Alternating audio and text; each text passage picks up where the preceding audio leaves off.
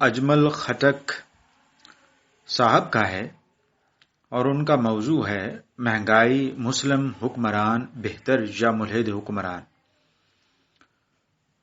ہمارے حکمران لاسانی ہیں، ان سے بھلا کس کا موازنہ، تاہم ایک نظر اس سوویت یونین کے حکمران پر ڈال لینے میں بھی کیا حرج ہے جس کے 17 ٹکڑے کرنے کا شرف ہمیں حاصل ہے۔ ایک بات واضح ہے کہ رہبر کی صورت اس کے قول و فعل میں یکسانیت سے تابندہ ہوتی ہے، کھوکھلے دعووں اور دلکش نعروں سے نہیں۔ ولادیمیر لینن نے مساوات کا نعرہ لگایا تو حکومت ملنے پر عمل کر کے بھی دکھایا۔ آئیے 17 اکتوبر 1917 کو زار شاہی کو شکست دے کر سوویت یونین کے حکمران بننے والے کے طرز حکمرانی کی چند جھلکیاں دیکھتے ہیں جو stories about V I Lenin کے توسط سے ان مزدوروں کی زبانی ہم تک پہنچی جنہوں نے انہیں قریب سے دیکھا تھا۔ ایک مزدور بورسیوف کہتے ہیں کہ 1 مئی 1920 کو کمیونسٹ پارٹی نے پورے ملک میں کام کا دن منایا۔ ملک کا کوئی کونا ایسا نہ تھا جہاں لوگوں نے اس روز کام نہ کیا ہو۔ میں تعمیراتی ملبہ ہٹانے کے کام میں لگ گیا، دیکھا لینن بھاری بورے اٹھا رہے ہیں۔ میں نے کوشش کی کہ وہ ہلکے اور میں بھاری اٹھاؤں، ہم میں تکرار ہوئی۔ لینن نے کہا کہ آپ ہلکے اٹھائیں گے کیونکہ آپ 50 اور میں 28 برس کا ہوں۔ وقفے کے دوران انہیں سگریٹ پیش کیا گیا تو جواب تھا، میں سگریٹ نہیں پیتا۔ ایک کارخانے کے مزدور ایوانوف کی سنیے، 1921 میں حجام خانے میں شیو کے لیے بیٹھا تھا۔ 6 آدمی اپنی باری کا انتظار کر رہے تھے۔ اچانک قائد انقلاب شیو کے لیے آئے۔ ہم نے پوچھا کیسا مزاج ہے؟ ولادیمیر ایلچ، کیسا مزاج ہے رفیقو؟ انہوں نے جواب دیا اور اپنی جیب سے رسالہ نکال کر پڑھنے لگے۔ تھوڑی دیر میں کرسی خالی ہو گئی۔ ہم نے لینن سے کہا کہ وہ باری کے بغیر کرسی پر بیٹھ جائیں۔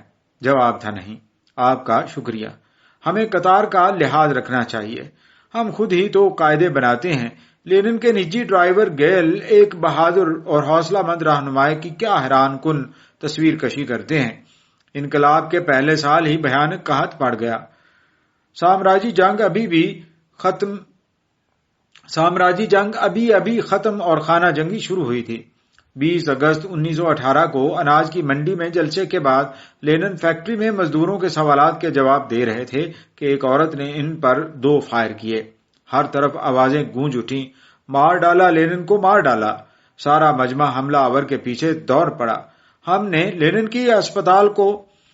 لینن کو اسپتال پہنچانا چاہا۔ انہوں نے کہا گھر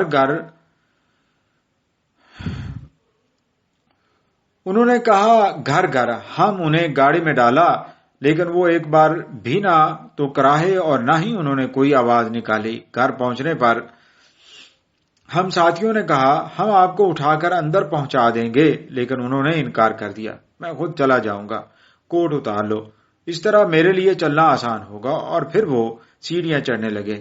علاج کے بعد وہ مزدوروں کے پاس پہنچ گئے۔ سب کی خوشی کی کوئی انتہا نہ رہی۔ ان کا پہلا سوال تھا کہ آپ کی صحت کیسی ہے؟ ولادیمیر ایلچ، شکریہ، بالکل ٹھیک ہے۔ لینن مسکراتے ہوئے جواب دیتے۔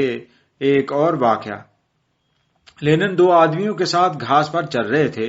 دور سے ایک کسان بینیدورین نامی چلاتا ہوا کہہ رہا تھا، گھاس سے نکل جاؤ، چلاتا ہوا کہہ رہا تھا، گھاس سے نکل جاؤ، بہت مہنگی ہے۔ قریب آنے پر وہ شرمسار ہوا اور کہا، کامریڈ لینن، میں دور سے پہچان نہ سکا۔ اتفاق سے لینن کو اپنے آتش دان کی مرمت کے لیے ہنرمند کی ضرورت تھی۔ مذکورہ کسان اس میں ماہر تھا۔ فوجی اس کے پاس آئے اور کہا، لینن کے ہاں جانا ہے۔ اس نے بیوی سے کہا، اچھا کاتیا، اب ہم ایک دوسرے سے کبھی نہ مل سکیں گے۔ غالباً میرا پرانا اجڑپن لینن کو یاد آ گیا ہے۔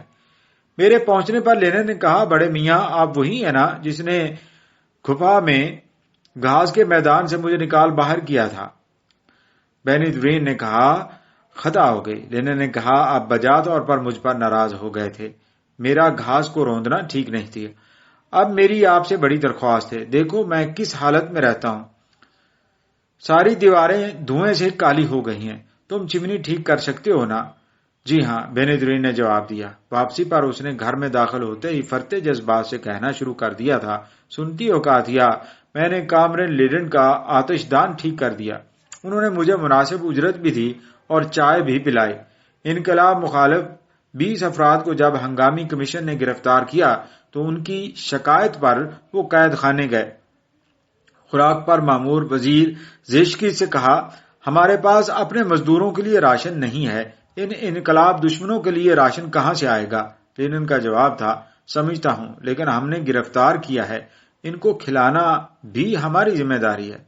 سوال یہ ہے کہ ہمارے آج کے ریاست مدینہ کے دعوے دار حکمران اور کل کے ملحد حکمرانوں میں سے کون عوام کا زیادہ غمخوار ٹھہرا؟ یہ آپ نے جواب دینا ہے۔